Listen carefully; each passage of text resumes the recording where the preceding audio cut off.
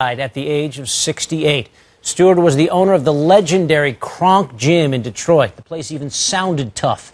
Steward made his name back in the 70s and 80s as Tommy Hearns' trainer and went on to work with several champions, including Lennox Lewis and Vladimir Klitschko.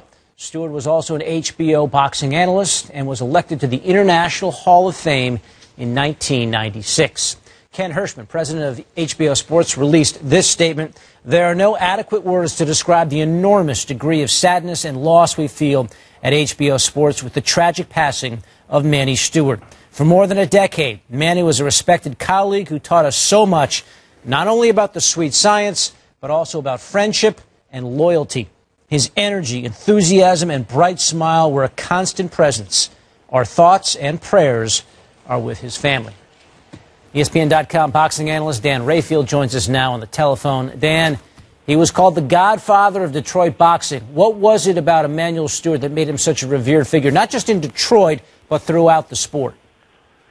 Well, David, anybody who knew Emanuel knew that he just had an unbelievably positive attitude just about anything. And, it was almost, if you were around him, you got that, it just came to you because he was such a positive person. He loved boxing. He would take time out for anybody if they wanted to talk about the sport. If he didn't know you, it didn't matter where he was. I saw him a million times stop and talk to boxing fans about the sport, take pictures, sign autographs, for a long, not just 2 minutes, for a long time. This was a guy that loved to be around the sport, loved to be around the people, and was a man of the people. And you could feel that when you were around him. I knew Emanuel since 2000 when I first started on the boxing beat. I considered him a friend, and it's been a very tough day. Steward worked with so many world champions. Tell us about his presence in a fighter's corner and what made him such a great trainer. Besides his ability to, do the X's and O's and to come up with a strategy and to try to teach that to his fighters in the gym and then have them implement it in the fight, I always thought that was, as great as he was at that, I always viewed that as secondary for what he was the best at. And to me, he was the ultimate psychologist. He could get a guy's head right any time. One thing I always remember about him was the night before Lennox Lewis was going to fight Hasim Rahman in their rematch. Lewis had gotten knocked out by Rahman a few months earlier and lost the heavyweight title.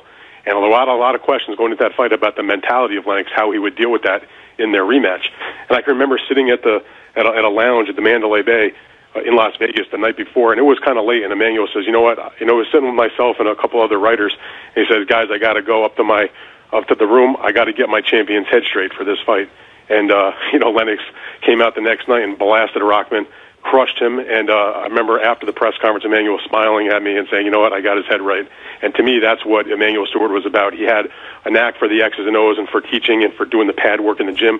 But if you sat with him, you believed his game plan. You believed him like any football coach, baseball manager. He could get across mentally to his athlete. Certainly no coincidence that he was the trainer for 24 champions. Dan, do you have a favorite Emanuel Steward story? I have a lot, actually, but probably my most favorite one was, I recall, this is going back several years ago, this was when Lennox was getting ready to fight Mike Tyson in their heavyweight championship fight, which at the time was the biggest fight going in boxing. It ended up setting all kinds of records financially and whatnot. Lennox trained in the Pocono Mountains in Pennsylvania, and I went to Lennox's training camp for a couple of days before that fight to interview him and to do some stuff ahead of that fight. And I remember getting up there. I think Emanuel had probably been there for about 5 or 6 weeks at that point. Probably hadn't seen any fresh faces for a while. Could not have been happier. I'd gone up the night before I was going to do my interview, and he could not have been happier to have a fresh face in camp. And it was a very nice resort, but they had these kind of rustic cabins, apartments where he was staying. He invited me over to his apartment that day because I was like the first new face he'd seen in so long. He busted out his boxing videotapes.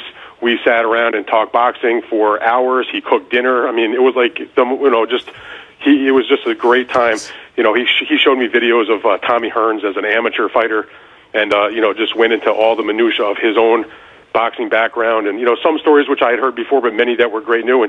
And that's just the kind of guy he was. Extremely generous with his time. If you needed an interview or a quote, even if he was in the middle of doing something, he would take the minute or two to help you out. And that one particular time at the training camp was as much fun as I ever had, just hanging out. And I joke around, with him years after that. I said, Emanuel, you're the only trainer that ever cooked me dinner.